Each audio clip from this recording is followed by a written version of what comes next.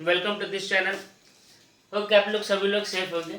ठीक है, जैसे कि हमारा जो सेशन चल रहा था उसमें हम बैलेंस ऑफ पेमेंट के बारे में पढ़ रहे थे। तो बैलेंस ऑफ पेमेंट का मतलब समझ रहे थे।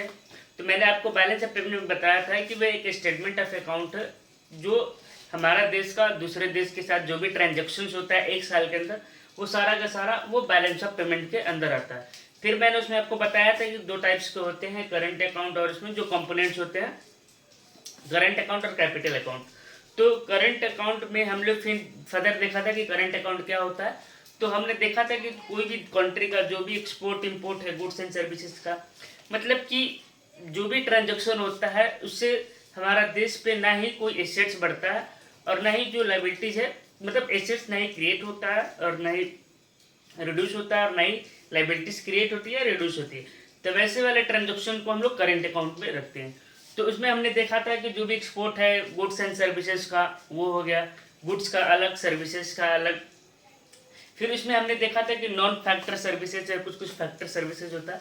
तो वो सारा हम लोग ऑलरेडी डिस्कस कर चुके हैं।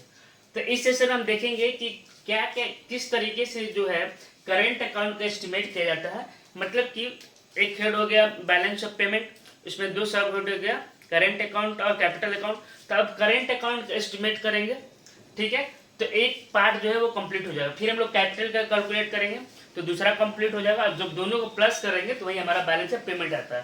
तो जो पहला पार्ट है करंट अकाउंट, उसको आज उससे डील करते हैं कि क्या होता है, ठीक है।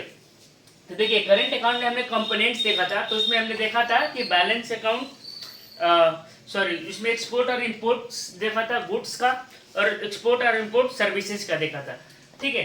तो जिसको हम लोग ट्रेड बैलेंस के नाम से जानते हैं, ट्रेड बैलेंस या मर्चेंटाइज बैलेंस, ठीक है।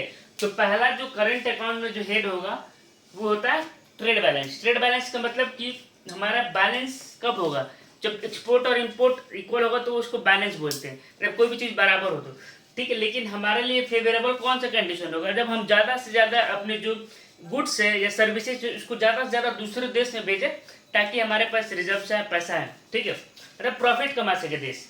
तो जो ट्रेड बैलेंस में होता है हमको एक्सपोर्ट में से इंपोर्ट को मैनेज कर देते हैं। मैंने आपको ऑलरेडी बता चुका एक्सपोर्ट इंपोर्ट क्या है। जब हम अपने देश से दूसरे देश में बेचते हैं तो एक्सपोर्ट बोलते हैं। जब हम दूसरे देश से अपने देश में कोई भी चीज़ को मंगाते हैं तो एक्सपोर्ट बोलते हैं। तो एक्स जो है वो रिप्रेजेंट कर रहा है इंपोर्ट को, और एम जो है वो सॉरी एक्स जो है एक्सपोर्ट को और एम जो है वो इंपोर्ट को रिप्रेजेंट कर रहा है, ठीक है।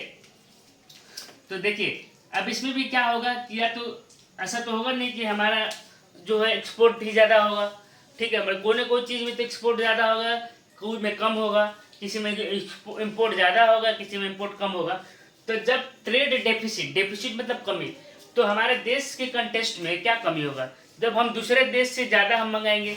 जैसे मैं एक एग्जांपल देता हूँ, जैसे क्रूड ऑयल है, तो क्या करते हैं क्रूड ऑयल सारा का सारा मैक्सिमम पार्ट जो है वो बाहर से ही आता है, ठीक है। मतलब सऊदी अरब हो गया, यूएस हो गया, ये सब सारे के सारे जगह से आ रहा है क्रूड ऑयल।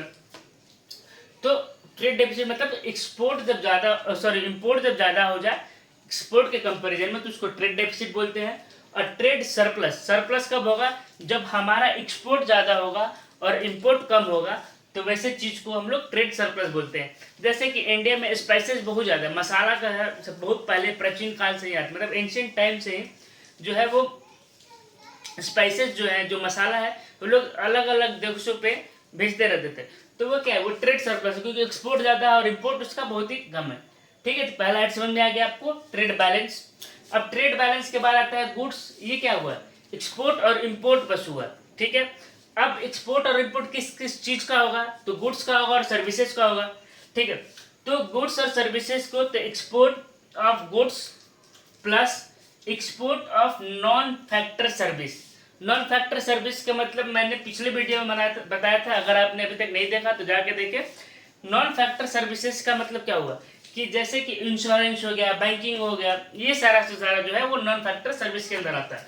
तो export of goods and goods और सर्विसेज में क्या होगा, नॉन फैक्टर सर्विस में से माइनस कर देंगे इंपोर्ट ऑफ गुड्स और import of non factor service, दोनों को माइनस कर देंगे एक्सपोर्ट में से, ठीक है, इंपोर्ट को।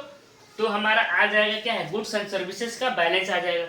तो उसमें क्या होगा trade balance plus balance on the account of non factor service, ये जब मिल जाएगा तो हमारा क्या आ जाएगा, गुड्स एंड सर्विस का बैलेंस आ जाएगा। ठीक है, अब देखिए थर्ड है इनविजिबल बैलेंस। इनविजिबल बैलेंस मतलब क्या होगा कि जो देख नहीं सकते, मतलब मेनली जो है सर्विस रिलेटेड होगा। ठीक है, तो इन सर्विस ही तो इनविजिबल है, जिसको हम लोग टच नहीं कर सकते, इनटैंजिबल है। मैंने पिछले वीडियो में बताया था इसके बारे में आपको। तो इनविजिबल बैलेंस मतलब क्या होगा, balance on non factor services, ये पूरा, plus balance on the income, जो भी इनकम का सोर्स है, जैसे जो फैक्टर सर्विसेज है, रेंट हो गया, ठीक है, रेंट हो गया, जो हमारा कैपिटल हो गया, प्रॉफिट हो गया, तो वो जो सारा है वो इसी के अंदर आएगा। तो बैलेंस ऑन इनकम और plus balance on current transfer, जो मैंने तीसरा हेड बताया था करंट अकाउंट का। तो करंट ट्रांसफर मतलब जो भी गिफ्ट्स है, ग्रांट्स है, ये सारा का सारा जो होगा इनविजिबल बैलेंस के अंदर आता है। चौथा जो है current account balance. Current account balance मतलब जब सबका ये तीनों कर लेंगे उसका क्या निकलेगा, करंट अकाउंट बैलेंस, मतलब एक्सपोर्ट और इंपोर्ट कितना हुआ उसका नेट यहाँ से आ जाएगा।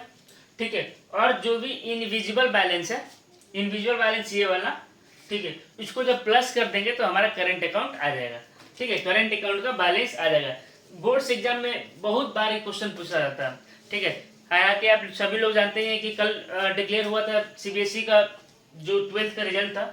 बहुत ही मतलब मैंने जितना लोगों को देखा उसमें किसी का अच्छा रिजल्ट नहीं आया है, क्योंकि उसमें स्टूडेंट के कुछ करना ही नहीं है। पहले से ही जो भी टीचर्स हैं वो बेस्ट, मतलब कोई अगर बच्चा उनके यहाँ पढ़ रहा है तो उनको अच्छा मार्क्स दे रहे हैं। तो ये बहुत सारा चीज़ है।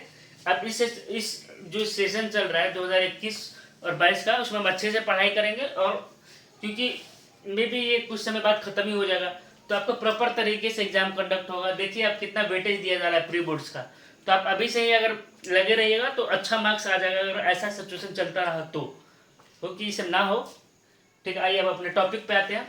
देखिए जो करंट अकाउंट बैलेंस है उसमें क्या है, ट्रेड बैलेंस है और इनविजिबल बैलेंस है, दोनों का ऐड कर देंगे तो हमारा जो है करंट अकाउंट का जो भी एस्टिमेशन है वो आ जाएगा। कुछ कुछ चीज़ों का आपको याद भी रखना चाहिए, जैसे फार्मूलाज है उसको याद रखना ही पड़ेगा, तभी आप कर सकते हैं। मैंने इसको अच्छे तरीके से डिटेक्ट कर दिया है, आप इसको देखिए, बार बार समझ में आ जाएगा। देखिए ये एग्जाम्पल के थ्रू समझते हैं। मैंने एक सिंपल सा एग्जाम्पल लिया कि अगर दिया हुआ एक्सपोर्ट दिया हुआ है, इंपोर्ट दिया हुआ है, इनविजिबल्स दिया हुआ है। ठीक है, इनविजिबल बैलेंस के अंदर 3 हेड होता है, तो नॉन फैक्टर सर्विसेज, इनकम और ट्रांसफर, ये सारा का सारा दिया हुआ है। तो हम अब कैसे कैलकुलेट करेंगे करंट अकाउंट बैलेंस का, तो देखिए सबसे पहले मैं क्या बताऊं आपको, ट्रेड बैलेंस। ट्रेड बैलेंस में क्या बताया, एक्सपोर्ट माइनस इंपोर्ट। तो एक्सपोर्ट कितना है 100, इंपोर्ट कितना 80, तो यहाँ से कितना जगह 20 आ गया। पहला हमारा हेड कंप्लीट हो गया। दूसरा गुड्स एंड सर्विसेज बैलेंस के अंदर हम लोग क्या देखेंगे कि trade balance plus balance on the account of non factor services. चार इसी तरह क्वेश्चन आपका आएगा, तो आप बस फॉर्मूला याद रखना। ट्रेड बैलेंस से कितना आया था 20 आया था। ठीक है, अब balance on the account of non factor services, देखिए यहाँ पे लिखा हुआ है ना नॉन फैक्टर सर्विस 300, उसको ऐड कर दीजिए, 20 + 300 320 करोड़ आ गया। तीसरा इनविजिबल बैलेंस, तो इनविजिबल बैलेंस में क्या करते हैं हम लोग, जो भी है balance on the account of non factor services, इसको और इसको तीनों को ऐड कर देते हैं। तो यहाँ पे मैंने ऑलरेडी नेट लिख चुका हूँ। ठीक है, 500 सीधे उठा के यहाँ पे 500 लिख दीजिए। और देखिए करंट अकाउंट में क्या होता है, ये ट्रेड बैलेंस और जो करंट अकाउंट बैलेंस है, तो ट्रेड बैलेंस और जो इनविजिबल बैलेंस है उसको जब हम ऐड करेंगे तो हमारा करंट अकाउंट, लिखा ना trade balance plus invisible balance, उसको ऐड करेंगे तो हमारा करंट अकाउंट बैलेंस आ जाएगा। अब देखिए यहाँ से क्वेश्चन से हिसाब से दिख रहा है, आप एक बार नोटिस करिएगा। तो देखिए एक्सपोर्ट और रिपोर्ट को माइनस करिए और इनविजिबल है उसको ऐड कर दीजिए, आपका करंट अकाउंट बैलेंस आ जाएगा। तो एक्सपोर्ट और इंपोर्ट से कितना डिफरेंस है 20 का। ठीक है, और इनविजिबल कितना है 500, तो 520 करोड़। ठीक है, तो इस तरीके दोनों बराबर ही है, बट आप ये फॉलो करिए, अच्छे तरीके से समझिए और बहुत सारे क्वेश्चन लगाते रहिए ताकि आपको प्रैक्टिस होगा तो आप अच्छे तरीके से चीज़ों को समझेंगे बार बार। ठीक है, तो अब अगला जो हमारा टॉपिक आएगा उसमें हम कैपिटल अकाउंट, जो दूसरा हेड है बैलेंस ऑफ पेमेंट का। तो जैसे कि मैं आपको एक बार थोड़ा सा बता देता हूँ, कैपिटल अकाउंट में क्या हो गया, जैसे करंट अकाउंट में कोई भी एसेट्स और लायबिलिटी नहीं इंक्रीज और डिक्रीज होती है किसी भी देश का, बट कैपिटल अकाउंट में सिनेरियो जस्ट चेंज हो जाता है। ठीक है, मतलब एसेट्स लायबिलिटीज घटेगी बढ़ेगी। तो उस केस में कैपिटल अकाउंट के अंदर बहुत सारा चीज़ आता है। जैसे मैंने पहले इसी चैप्टर से पहले मैंने एफडीआई और एफपीआई के बारे में बताया, तो वो इसी में है, इसी से पहले, इसीलिए मैंने उसको पहले सोचा आपको समझा दूं कि एफडीआई क्या होता है, एफपीआई क्या होता है, तो आपको इजी तरीके से समझ में आए। ठीक है, अगर आपने अभी तक वो वीडियो नहीं देखा है तो मैं ये लिंक डिस्क्रिप्शन में डाल दूंगा, जो एफडीआई और एफपीआई वाला होगा, आप उसको देख लीजिएगा। तो इस वीडियो में बस इतना ही। Thank you so much.